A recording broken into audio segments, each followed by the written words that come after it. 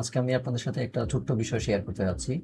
কিভাবে extension Google ক্রোমের একটা profile থেকে আরেকটা প্রোফাইলে মুভ করতে পারবো, অথবা আমরা যখন পিসিতে উইন্ডোজ দেই অথবা অন্য কোনো ল্যাপটপ বা পিসি ব্যবহার করতে চাই, তখন ওইখানে প্রোফাইলে আমরা আমাদের কাজের পারপাসে যে এক্সটেনশনগুলো ব্যবহার করা হয় সেইগুলোকে আমরা অন্য প্রোফাইলে ওয়ান বাই ওয়ান সার্চ করে আমাদের অ্যাড করতে হয়। তো এই জিনিসটা না করে কিভাবে আমরা একবারই এক প্রোফাইল থেকে আর প্রোফাইলে অ্যাড করতে পারবো সেই বিষয়টা আজকে দেখবো।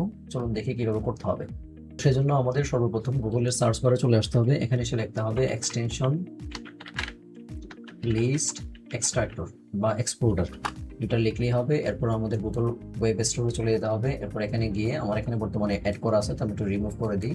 রিমুভ করে দিয়ে আপনাদেরকে দেখাই। জাস্ট এটাকে অ্যাড করে নিতে হবে। এভাবে অ্যাড করে নিলেই আমাদের মোটামুটি বেসিক কাজটা শেষ। এরপর আমাদের যেটা করতে হবে, আমাদের এই এক্সটেনশনটাকে আমাদেরকে অন করে নিতে হবে। আমরা এখানে ক্লিক করলাম, অন করা হয়ে গেছে। আমরা জাস্ট এটা একটু কেটে নিই। এরপর আমাদের এখানে ক্লিক করার পর এটা আমাদেরকে নতুন পেজে নিয়ে যাবে, যেখানে গিয়ে আমাদের সিলেক্ট করতে হবে আমরা কোন কোন এক্সটেনশনটাকে আমরা অন্য প্রোফাইলে আমরা মুভ করতে চাই। তো আমি এই মুহূর্তে সবগুলো সিলেক্ট করে দিচ্ছি, আমাদের সবগুলো লাগবে। এরপর সবগুলো এখানে দেখেন সিলেক্ট হয়ে গেছে।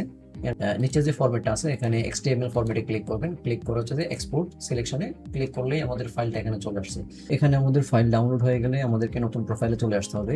নতুন প্রোফাইলে গিয়ে আমাদেরকে সর্বপ্রথম বুকমার্ক বারটা অন করে নিতে হবে। জাস্ট প্রথমে গিয়ে আমি বুকমার্কে গেলাম।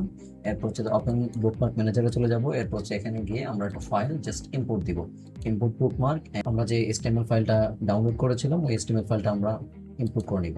তাহলে আমাদের নতুন একটা ফোল্ডার চলে আসবে ইম্পোর্ট নামে। এখানে আমাদের সকল এক্সটেনশন চলে আসছে। তো এখন দেখা যাক আমরা এটা কিভাবে অ্যাড করবো। একটা নিউ ট্যাব নিয়ে নিব। নিউ ট্যাব নিয়ে আমরা জাস্ট উপরে এই যে নাম যেটা সেটা আমাদের ক্লিক করলেই আমাদেরকে এটা ডাইরেক্টলি গুগল ক্রোমের এক্সটেনশনের যেখানে লিঙ্ক আছে ওইখানে নিয়ে যাবে। আমরা একটু ক্রম দিব, আমাদের প্রোফাইলে এটা অ্যাড হয়ে যাবে। এরপর আমরা যদি আবার ক্লিক করি অন্য একটাই, এটাও আমাদেরকে গুগল ক্রোমের এক্সটেনশনে নিয়ে যাবে। ওখানে ক্লিক করলে তখন এটা আমাদেরকে অন্য একটা এক্সটেনশনের পেজে নিয়ে যাচ্ছে। তো এইভাবে করে আমাদের প্রতিটা এক্সটেনশন যা যা আছে আমরা সবগুলো অ্যাড করে নিব। এরপরে যখন আমাদের ফাইলগুলো অ্যাড করা হয়ে যাবে তখন আমাদের এখান থেকে জাস্ট সবগুলোকে পিন করে দিতে হবে, যেন সবগুলো আমাদের সামনে প্রোফাইলের সামনে শো করে। আচ্ছা, কখনো এক্সটেনশন অ্যাড করতে গিয়ে হতে পারে যে ওই এক্সটেনশন ডাইরেক্টলি নাও আসতে পারে, যেমন আমরা এখানে ক্লিক করলে আমাদের এক্সটেনশনের লিঙ্কটা আমাদেরকে এখানে দেখাচ্ছে না। তো সেক্ষেত্রে আমাদের ঘাবড়ানোর কিছু নেই। আমরা জাস্ট নামটা কপি করে আমরা গুগল ক্রোমে জাস্ট যে একটা দুটো যখন আসবে না তখন এটাকে যে এক্সটেনশন লিখে আমরা গুগল থেকে অ্যাড করে নিতে পারবো। জাস্ট আমরা এখানে ক্লিক করলে গুগলের একটু ক্রোমের অপশন চলে আসবে, ওখান থেকে আমরা অ্যাড করে নিতে পারবো। তো এই ছিল আজকের জন্য। আশা করি এই জিনিসটা আপনাদের অনেক উপকার করবে, সময় বাঁচাবে এবং স্বল্প সময়ে আপনারা এক্সটেনশন অ্যাড করে নিতে পারবেন। ধন্যবাদ।